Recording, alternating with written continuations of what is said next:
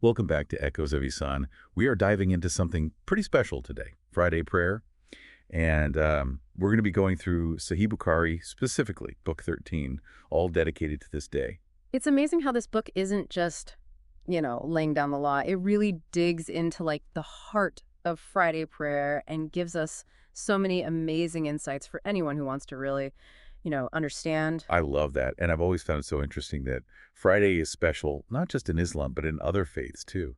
That's true. The first Hadith actually talks about this. It says that Friday was holy even for people before us, but they couldn't agree on how to observe it. So it's like this tradition has always been there, but Islam refined it. That's a beautiful way to put it. Like we're all part of something bigger, each of us with different beliefs, but all coming together because we see Friday as special. Exactly. And to make it even more interesting, that same Hadith says that even though Muslims came later, we will be the first on Judgment Day. Wow, that's powerful. What does that mean? Well, it shows that it's not about who came first, but about following God's guidance and doing his will.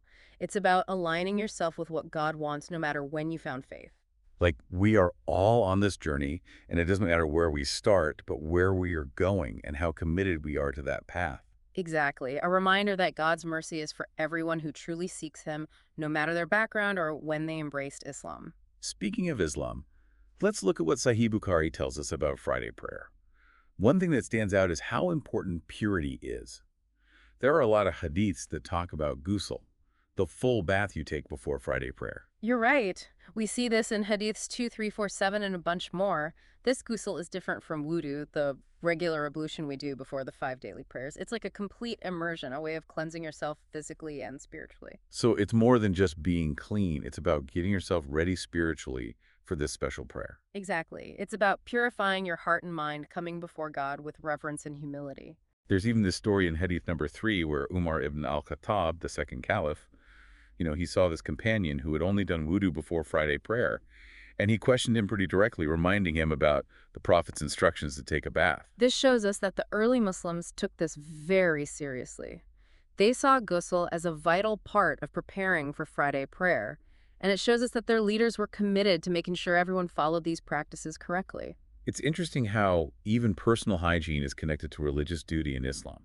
It really shows how closely faith and daily life are woven together. Absolutely.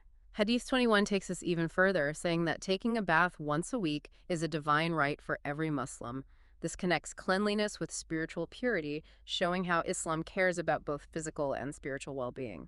It's a beautiful concept, acknowledging that our body and soul are connected, and that caring for our body is also a form of worship. Exactly. And it reminds us that Islam is all about balance in every part of life. Now, besides the bath, there are other things that are recommended in the hadiths.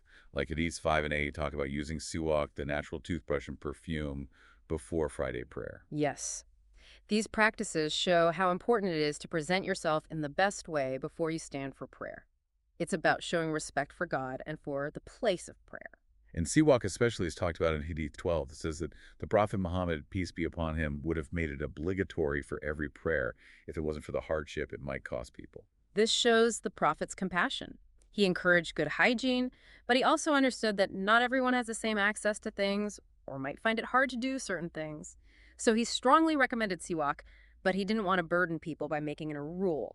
A perfect example of how Islam balances high ideals with practicality and kindness. Now, there's also a fascinating conversation in Hadiths 9 and 10 between two respected scholars, Tawus and Ibn Abbas. They were discussing whether perfume is absolutely necessary. It seems there was some debate even among scholars. Yes. This shows that Islamic scholarship is dynamic. Even back then, scholars had discussions and different interpretations based on the evidence they had.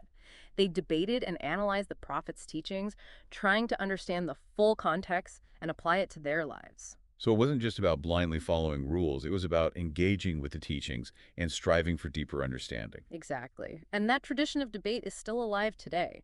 It helps us to keep understanding Islam in new ways and adapt to a changing world without losing the core principles. It reminds us that faith isn't static. It's always growing and evolving. And speaking of evolving, let's talk about how the practice of Friday prayer itself has evolved over time, like those hadiths 35, 36, 38, and 39. They all talk about how Uthman ibn Affan, the third caliph, added a third call to prayer or attending because the Muslim population was growing. It's a great example of tradition meeting practicality. As more people became Muslim, it got harder for everyone to hear the call to prayer from just one place. So Uthman saw this problem and started a third adhan to make sure everyone in the growing city of Medina could hear and join the Friday prayer. So they were always looking for ways to make it more accessible and inclusive. Absolutely. And that spirit of adapting is something we see throughout Islamic history. Practices changed to fit different cultures and situations, but the core of the faith, those key principles, they stayed the same. A wonderful example of how faith can be both rooted in tradition and also adaptable to the times. And it reminds us that understanding the spirit of the law is just as important as following the letter of the law. It's about understanding the why and applying those principles in a way that benefits everyone and reflects the true spirit of Islam. Now, moving on from how practices evolved, there's also the idea of individual and collective responsibility, which is highlighted in a really powerful statement from the Prophet Muhammad in Hadith 18. He said, "All of you are guardians and responsible for your wards and the things under your care." This goes beyond just Friday prayer, doesn't it? For sure, it speaks to this fundamental idea in Islam accountability and stewardship.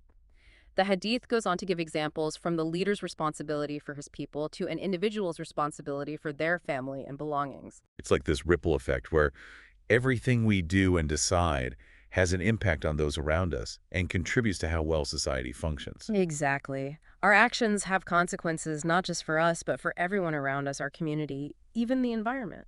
Encouraging us to be mindful of our roles and responsibilities, no matter how big or small, and to do our best to fulfill them with honesty and sincerity. It's a reminder that we're all connected, part of a larger web of life. Our actions, no matter how small they seem, can ripple outwards, affecting others and the world around us. A powerful message calling us to be aware, responsible, and compassionate in everything we do. And that brings us to the end of part 1 of our exploration of Sahih Bukhari, Book 13. We've covered so much ground: the significance of Friday, the rituals of prayer, the importance of how we conduct ourselves, and the idea of responsibility to our community. Friday prayer is clearly much more than just a ritual. It's a complex practice that touches so many parts of a Muslim's life, but there's still so much more to uncover. Join us for part 2 as we continue this deep dive into the world of Friday prayer. One thing that I find really cool about this book is how it mixes those practical guidelines with these deep spiritual insights. Yeah, it's like these hadiths are not just showing us how to pray, but how to actually connect with God on a deeper level. Exactly. It's not just about what you do, but about what's in your heart. And speaking of what's in our hearts, let's go back to that idea of the hour of acceptance in Hadith 57. We don't know the exact time of this hour, but it encourages us to be in a state of prayer all day long. It's like a gentle nudge to stay connected to our spirituality, not just during prayer times, but to make it part of our whole day. Exactly. It's realizing that God is always with us. We can pray to him anytime. And that connects to the idea in Islam of remembering God, often making prayer a part of everything we do. Like a constant conversation with God, remembering and thanking him all the time. Yes. And Friday, being a day focused on prayer, gives us a great chance to make that connection even stronger. You know, I'm still thinking about Hadith 58, where people got distracted by those camels loaded with food during the Prophet's sermon. It seems like such a small thing to be distracted by, but it's mentioned in both Sahih Bukhari and the Quran.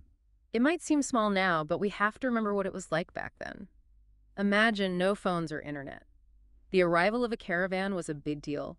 It meant news from far away, important supplies, a connection to the outside world. So it wasn't just about the camels, but what they represented that pulled towards worldly things, even when you're supposed to be focusing on your spirituality. Exactly. It reminds us that distractions are everywhere, some small, some big, but they can all pull us away from God if we're not careful. This feels so relevant today with all the technology and social media and news.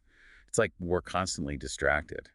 It's true. There's always something pulling us in different directions. So much information. It takes real effort to stay focused on our faith amidst all that.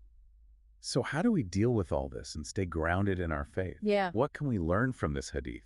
I think it starts with knowing what our own personal distractions are, the things that make us lose focus on our spiritual goals. Maybe it's social media for some people. Maybe it's wanting more possessions or feeling pressure to keep up with trends. So it's about being self-aware and understanding our weaknesses. Right. And once we know what those distractions are, we can start figuring out ways to minimize them. Maybe that's setting limits on our phone use, having a special place for prayer and reflection, or just trying to be more mindful throughout the day. It's about making time for quiet and peace so we can reconnect with ourselves and with God. Exactly. It's about choosing what's really important and making choices that match our values and our spiritual goals. Now, changing gears a bit, I always find those hadiths that give us a peek into the Prophet's own practices really inspiring. Me too. It's like we get to see him not just as a prophet, but as a person trying his best to live a life dedicated to God. It makes his example more real and relatable. Like in Hadith 16, it says that the Prophet would recite specific surahs during Friday prayer. It suggested he did this consistently, adding something special to his prayer. Yes, it shows his deep connection to the Quran and how important it was for him to include its verses in his prayers. It reminds us that the Quran isn't just a book to read. It's a guide, a source of comfort and spiritual strength that we can use in our own prayers. And then there's Hadith 59, where it talks about him praying 2 rakat at home after Friday prayer.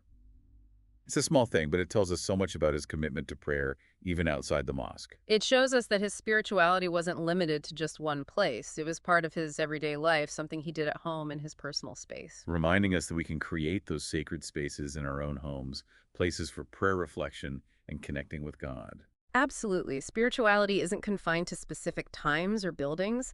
It's something we can cultivate anywhere, making our homes a reflection of our faith and our connection to God. And then there's that heartwarming story in Hadith 60 about the woman who would cook a special meal for the community after Friday prayer. It paints such a beautiful picture of community and giving. It does. This act of service wasn't just about feeding people. It was about bringing people together, sharing happiness, strengthening the bonds between brothers and sisters. It shows that faith isn't just about individual rituals. It's about showing your love for God by serving and being kind to others. Exactly. It's about recognizing that faith has a social side and that our spiritual growth also involves doing good for our community. It also highlights how important hospitality and generosity are in Islam. It's about being welcoming and inclusive, making people feel cared for and supported. Absolutely. Hospitality is at the heart of Islamic culture. It's about opening our homes and hearts to others, sharing what we have, and creating a sense of community where everyone feels valued and respected. Now, as we go deeper into Book 13, we see that some things related to Friday prayer actually changed over time. That's right. It's important to remember that even within a religion that comes from God, there's space for adapting and changing to meet the needs of people while staying true to the main principles. It's about finding that balance between keeping the essence of the faith and adapting its practices for different times and places. Like those hadiths, 35, 36, 38, and 39, they all mention how Uthman ibn Affan, the third caliph, decided to add a third call to prayer, the adhan.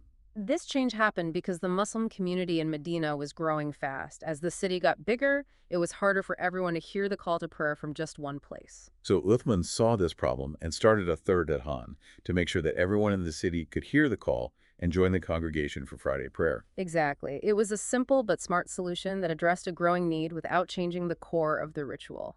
It's amazing how they found practical ways to adapt to changing situations while keeping the spirit of the practice alive. And that ability to adapt wasn't just for the call to prayer. Hadith 17 mentions the first Friday prayer outside of Medina, which happened in Bahrain. This shows us how the practice spread and adapted to new places and cultures.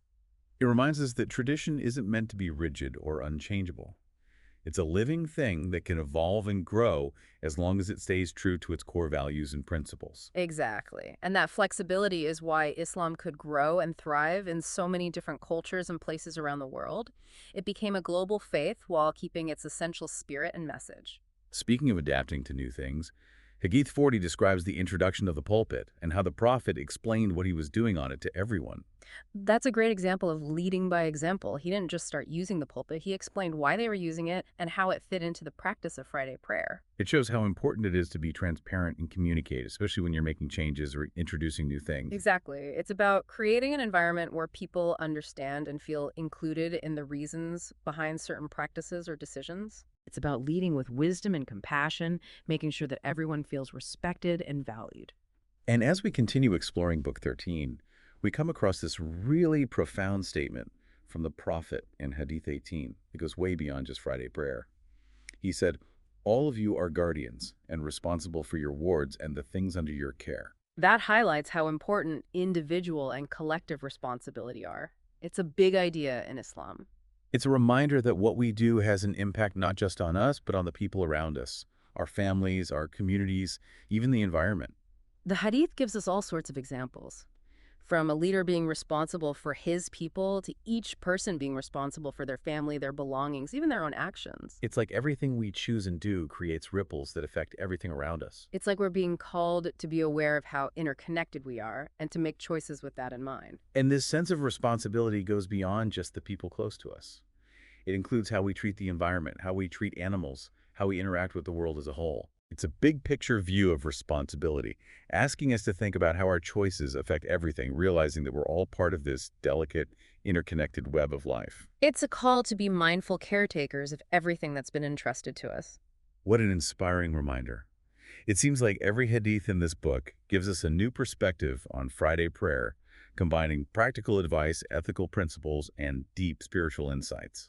It's amazing. These hadiths aren't just about doing certain actions. They're about a way of being, a way of life that's based on mindfulness, compassion, service, and responsibility. They give us a blueprint for a more meaningful and fulfilling life, guiding us to connect more deeply with God and to create a more just and harmonious world. And that's the beauty of studying these texts. They offer timeless wisdom that still speaks to us today, challenging us to grow and evolve both as individuals and as a community. There's so much wisdom in these stories. I can't wait to see what else we discover as we keep going through Book 13 in our last section. Wrapping up our deep dive into Book 13, I'm really struck by how profound these hadiths are. They're more than just a guide to Friday prayer. They offer such wisdom for all parts of our lives. I agree.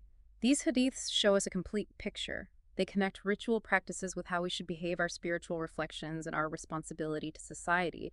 They really show us how closely faith is woven into a Muslim's life. I keep thinking about the hour of acceptance from Hadith 57. We don't know exactly when it is, but it really emphasizes seeking God throughout the day, not just during those specific prayer times. Right. It reminds us that our connection to God isn't limited to rituals or places. He's always with us, and we can pray to him anytime. It's about remembering him, constantly making prayer and thankfulness part of everything we do. Exactly. Recognizing that each moment is a chance to connect with the divine, to ask for his guidance, and be grateful for all he gives us. And Friday, with its focus on prayer, is a perfect time to strengthen that connection and get back on track with our spiritual goals. Talking about staying on track, I keep going back to Hadith 58, where those people got distracted by the camels with food during the Prophet's sermon. It seems like a small distraction, but it reminds us that we're always being tested even in ordinary situations. It's so easy to get pulled away by worldly things, especially today with all the information and stimulation coming at us from all directions. The key is to be aware of what distracts us personally, the things that take us away from our spiritual center. Once we know what those are, we can start finding ways to minimize them so we can be more focused and mindful. It's about making choices that align with our values and our goals, even with all the chaos of daily life. Those hadiths that give us a glimpse into the Prophet's own life are always so inspiring. They show us that he was human, trying his best to live a life devoted to God. It makes his example so much more real and something we can relate to. Like in Hadith 16, it says that he recited certain surahs during Friday prayer. It seems like he made this a regular practice, which made his worship even more special. Yes. It shows how deep his connection to the Quran was and how committed he was to including its verses in his prayers. It's a reminder that the Quran isn't just a book to be read, but a source of guidance, comfort, and spiritual strength that we can all draw from. And Hadith 59 talks about him praying 2 rakat at home after Friday prayer. Such a small detail, but it tells us so much about his dedication to prayer, even when he wasn't at the mosque. It shows us that his spirituality was part of his everyday life, something he did in his own personal space. It reminds us that our connection with God isn't limited to certain times or places. We can make our homes sacred spaces too, places for prayer, reflection, and strengthening our bond with the divine. Absolutely. Our spirituality isn't confined to mosques. It's something we can nurture wherever we are making our homes an extension of our faith and our closeness to God. And that story in Hadith 60 about the woman who always cooked a meal for everyone after Friday prayer. It's a beautiful example of how faith leads to acts of service and kindness. It really is. That act of service wasn't just about feeding people. It was about bringing them together, sharing happiness, building those bonds between brothers and sisters. It's a reminder that our spiritual growth isn't just about personal piety. It's about showing our love for God by being kind, compassionate, and serving others. Exactly. It highlights that social aspect of Islam, encouraging us to create strong communities where people support and care for each other. It's about feeling like you belong and working together towards a common purpose, strengthening those relationships. As we've seen throughout Book 13, Some things related to Friday prayer actually changed over time. It shows us how dynamic faith is and how it can adapt to new circumstances. Like the third call to prayer added by Uthman ibn Affan in Hadiths 35, 36, 38, and 39, it was a practical response to the growing Muslim community in Medina. The city was expanding, and it became difficult for everyone to hear the call from one place. So Usman saw this and created a third adhan so everyone could hear it and come together for Friday prayer. A perfect example of how the early Muslims balanced staying true to their faith with being flexible enough to meet the needs of their community. That ability to adapt is clear in how Friday prayer spread beyond Medina too. Hadith 17 mentions the first one outside of Medina, which happened in Bahrain. It shows how the practice was embraced and adapted in new environments. Exactly. It's a reminder that traditions shouldn't be rigid or set in stone. They can evolve and grow while staying connected to those core values and principles. And when we talk about growth, Hadith 40 describes the introduction of the pulpit and how the prophet explained to everyone why they were using it. That's leading by example. He didn't just start using it. He took the time to explain it to the community so they understood why it was there and how it fit into Friday prayer. It shows us that it's so important to be open and communicate clearly, especially when you're changing things or adding new practices. Absolutely. It's about making sure people understand and feel included in the decisions that are made. Leading with wisdom and compassion, making sure everyone feels respected and valued. As we come to the end of our journey through Book 13, I'm drawn to that powerful statement in Hadith 18. The Prophet Muhammad, peace be upon him, said, "All of you are guardians and responsible for your wards and the things under your care."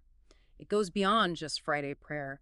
It speaks to a core principle in Islam, the idea of personal and shared responsibility. That hadith reminds us that our actions have consequences not just for ourselves, but for everyone and everything around us. It's a call to be aware of our interconnectedness and to live with compassion awareness and a strong sense of responsibility. The Hadith gives examples from leaders being responsible for their people to each person being responsible for their family possessions and even their own actions. It's like a reminder that we're all accountable for our choices no matter how small they may seem. Every action can have a ripple effect influencing others and shaping the world. And that responsibility extends beyond our immediate circle. It includes how we interact with the environment, how we treat animals, and how we engage with the wider world. It's a holistic view of responsibility that asks us to think about the impact of every decision we make.